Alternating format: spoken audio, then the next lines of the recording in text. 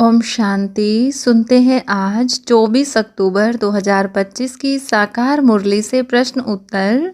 प्रश्न 1, संगम पर बाप कौन सी विशेष नॉलेज देते हैं जिससे देवताएं मोहजीत कहलाते हैं? उत्तर, बाप संगम पर अमर कथा सुनाकर यह नॉलेज देते हैं कि आत्मा अविनाशी है और यह पूरा ड्रामा बना बनाया है।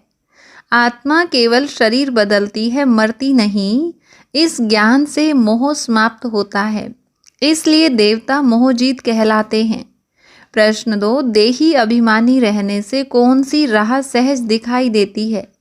उत्तर, जब हम आत्मा स्वरूप में स्थिर होकर देही अभिमानी बनते हैं तब हमें परमधाम जाने की सच्ची राह दिखाई देती है। देह का अभिमान हटने से माया के बंधन टूटते हैं और घर अर्थात शांति धाम की यात्रा सहज हो जाती है। प्रश्न 3, भक्ति मार्ग में मनुष्य क्यों ठोकरें खाते हैं?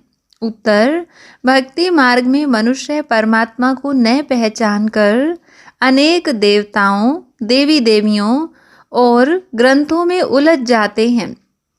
वहाँ एक बाप की नहीं अनेक मतें चलती हैं, इसलिए सच्चा सुख, शांति या मुक्ति नहीं मिलती, केवल धक्के और ठोकरें मिलती हैं। प्रश्न 4, सच्चा सत्संग कौन सा कहा गया है? उत्तर, जहाँ स्वयं रूहानी बाप परमात्मा आकर रूहानी बच्चों से बातें करते हैं, वही सच्चा सत्संग है। यहाँ मनुष्य नहीं बल्कि परमात्मा ज्ञान दे रहे हैं, इसलिए इसे सच्चा सत्संग कहा गया है। प्रश्न 5, बाप बच्चों को कौन सा वर्षा देते हैं? उत्तर, परमात्मा बाप बच्चों को 21 जन्मों का सुख और शांति का वर्षा देते हैं, अर्थात स्वर्ग और शांति धाम का अधिकार। इस वर्षे में कोई दुख या व्यथा नहीं होती। यह वर्षा किसी मनुष्य या देवी से नहीं बल्कि एक शिव बाबा से मिलता है। प्रश्न 6, सतयुग को सतो प्रधान और कलयुग को तमो प्रधान क्यों कहा जाता है? उत्तर, सृष्टि की प्रत्येक वस्तु सतो प्रधान से सतो रजो तमो में उतरती है। सतयुग में आत्माएं शुद्ध, विकार मुक्त और दिव्य गुणों से संपन्न होती हैं, इसलिए सतो प्रधान कहलाती हैं। कलयुग में वही आत्माएं 5 विकारों में गिरकर तमो प्रधान बन जाती हैं। प्रश्न 7, बाप ने हिंसा और अहिंसा का कौन सा सच्चा अर्थ बताया है? उत्तर, बाप ने समझाया कि सबसे बड़ी हिंसा है काम कटारी चलाना। जब मनुष्य वासना या विकार में आता है तो वह आत्मा की पवित्रता का नाश करता है। अहिंसा का अर्थ है किसी को भी शरीर, मन या संकल्प से दुख न देना। देवताएं अहिंसक होते हैं क्योंकि वे 5 विकारों से रहित हैं। प्रश्न 8, ब्रह्मा कुमारियों को बाइस्कोप देखने से क्यों मना है? उत्तर, क्योंकि बाइस्कोप या फिल्मों में विकार, हिंसा और नकारात्मक संकल्पों का संचार होता है। यह मन को अशुद्ध बनाकर योग बल को कमजोर करता है। बाबा कहते हैं बाइस्कोप सबसे गंदी बीमारी है। हाँ, जो स्थिर योगी हैं वे वहाँ जाकर भी दूसरों को ज्ञान दे सकते हैं। प्रश्न 9, सच्ची ब्राह्मणियाँ कौन हैं? उत्तर, जो आत्माओं को काम चिता से उतारकर ज्ञान चिता पर बिठाती हैं वही सच्ची ब्राह्मणियाँ हैं। वे विकारी जीवन से निकालकर आत्माओं को पवित्र जीवन की ओर ले जाती हैं, इसलिए उन्हें ब्रह्मा मुख वंशावली कहा जाता है।